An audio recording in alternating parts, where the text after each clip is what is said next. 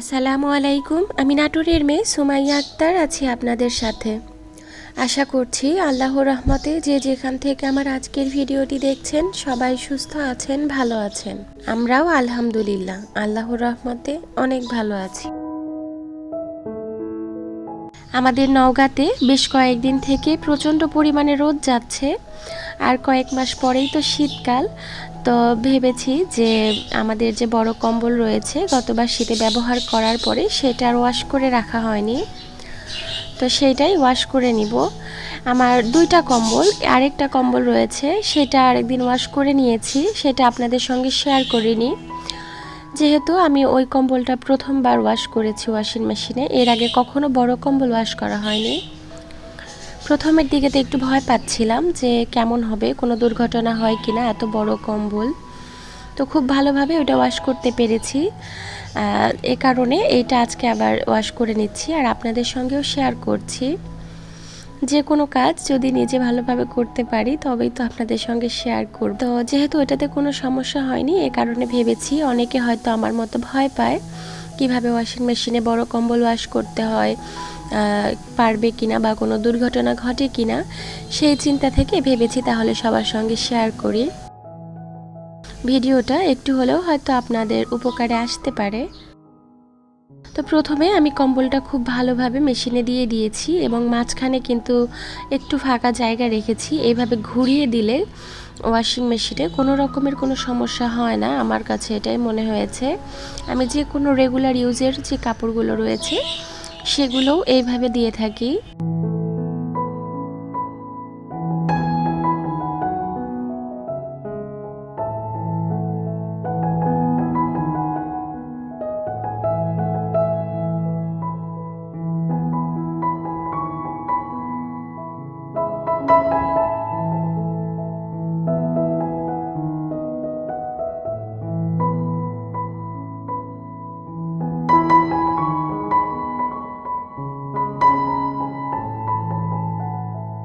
আমার বাসায় ওয়াশিং মেশিনের কোনো লাইন করা ছিল না, তো আমরা ওয়াশিং মেশিনটা নেওয়ার পরে ওনারা বৈদ্যুতিক যে লাইনটা রয়েছে সেটা করে দিয়েছে।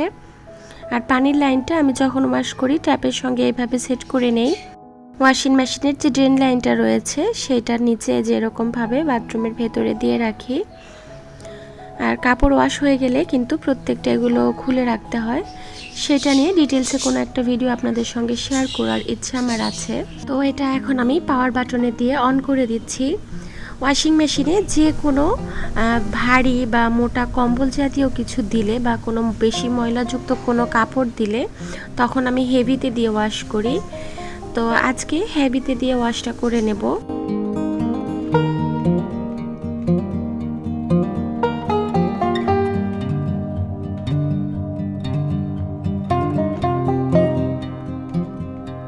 পাওয়ার বাটনটা অন করে দেওয়ার পরে ওয়াশিং মেশিনে আমি ডিটারজেন্ট পাউডার বা জেল যেটাই দিই না কেন কাপড়ের সঙ্গে কিন্তু খুব ভালোভাবে মিশিয়ে নেয়।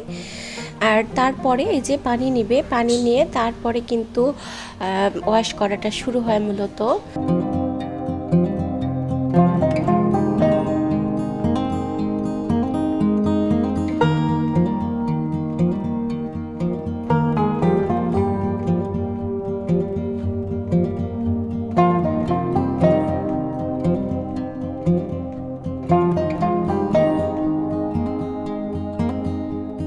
কম্বলটা ওয়াশ হতে 1 ঘন্টা 31 মিনিট সময় লাগবে, যেহেতু এটা এই যে হেভিতে সেট করেছি।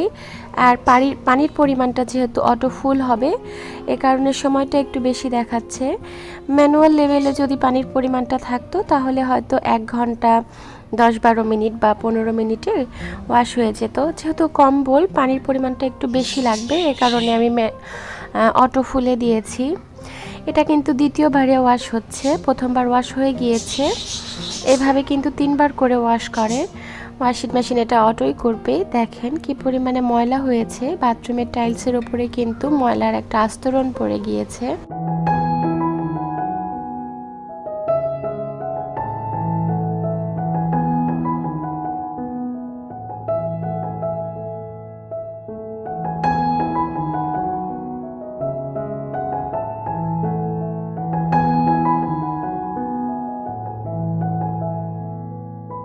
আপনি যদি এখনও পর্যন্ত আমার ভিডিওটি দেখে থাকেন আর ভিডিওর কোনো অংশ যদি আপনার ভালো লেগে যায়, প্লিজ আমার ভিডিওটিতে একটি লাইক দিতে ভুলবেন না।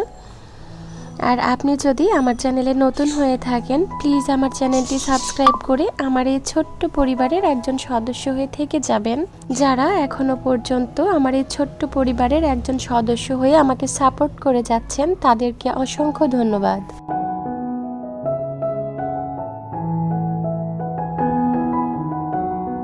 তো ওয়াশিং মেশিনে এটাই কিন্তু লাস্টবারের মতো ওয়াশ হচ্ছে।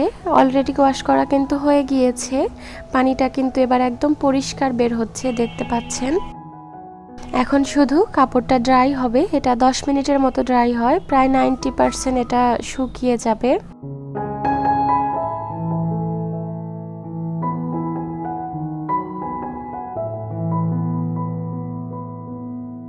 তো যারা ওয়াশিং মেশিনে কম্বল ওয়াশ করতে ভয় পান, আমি বলবো কোনো রকমের কোনো রিস্ক নেই বা ভয়ও নেই। আপনি অনায়াসে এটা ওয়াশিং মেশিনে দিয়ে ওয়াশ করে নিতে পারবেন। প্রথম কিন্তু আমারও এই ভয়টাই লাগছিল যে দিব কি দিব না, এত বড় কম্বল, কোনো দুর্ঘটনা ঘটে কিনা। এটা আমি শুরুতেই বলেছি। তো কোনো রকমের কোনো ভয় না পেয়ে আপনারা ওয়াশ করে নেবেন, দেখবেন কোনো সমস্যা হবে না ইনশাল্লাহ। তো এটা কিন্তু একদম ওয়াশ হয়ে গিয়েছে, দেখতে পাচ্ছেন। এখন এটা আমি বের করে নিব।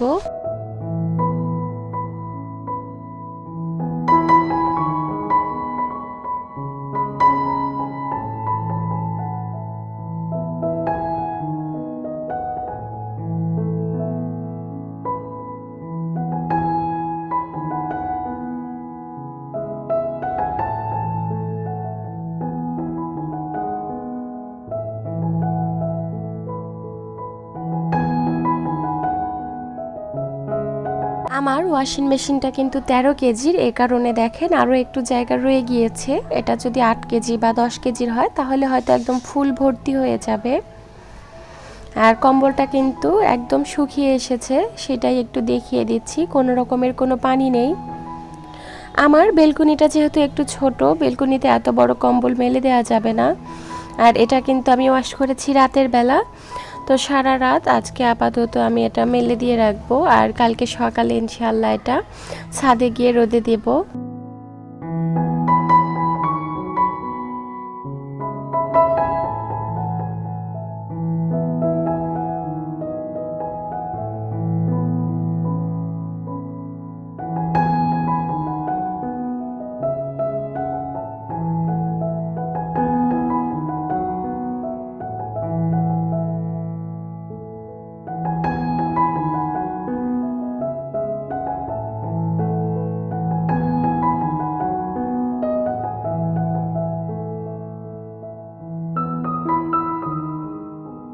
কম্বলটা খুব সুন্দর কিন্তু পরিষ্কার হয়েছে, দেখে হয়তো বুঝতে পারছেন। এই কম্বলটা না বিশাল বড়। তো বেলকনিতে কোনোভাবেই মেলে দেওয়া সম্ভব না। বেডশিটটা যেহেতু আজকে চেঞ্জ করেছি, এই বিছানার ওপরে সারা রাত মেলে দিয়ে রাখবো।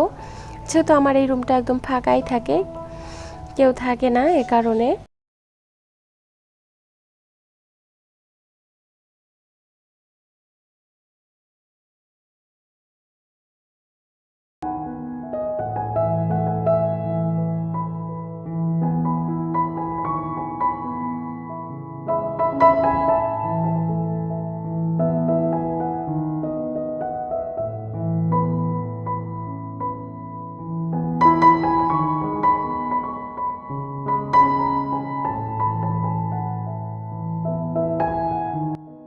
আর এই যে এই ভিডিওটা কিন্তু পরের দিনের।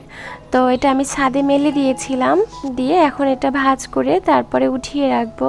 আমার ভিডিওতে আমার ভয়েসে কোনো রকমের যদি ভুল ত্রুটি থেকে থাকে, প্লিজ সবাই ক্ষমা সুন্দর দৃষ্টিতে দেখবেন। আর আমার আজকের ভিডিওটি কেমন লেগেছে কমেন্ট করে জানাতে একদম ভুলবেন না। আমার যে আরেকটা কম্বল ওয়াশ করেছি বলেছিলাম, এটা হচ্ছে সেইটা। এটা কিন্তু আরও একটু বেশি বড়। তো দুইটা একসঙ্গে ভাঁজ করে রাখছি, এটা প্যাকেট করে উঠিয়ে রাখবো। আজকের মতো এখানেই বিদায় নিচ্ছি। দেখা হবে নেক্সট কোনো এক ভিডিওতে ইনশাআল্লাহ। সে পর্যন্ত সবাই সুস্থ থাকবেন, ভালো থাকবেন। আসসালামু আলাইকুম।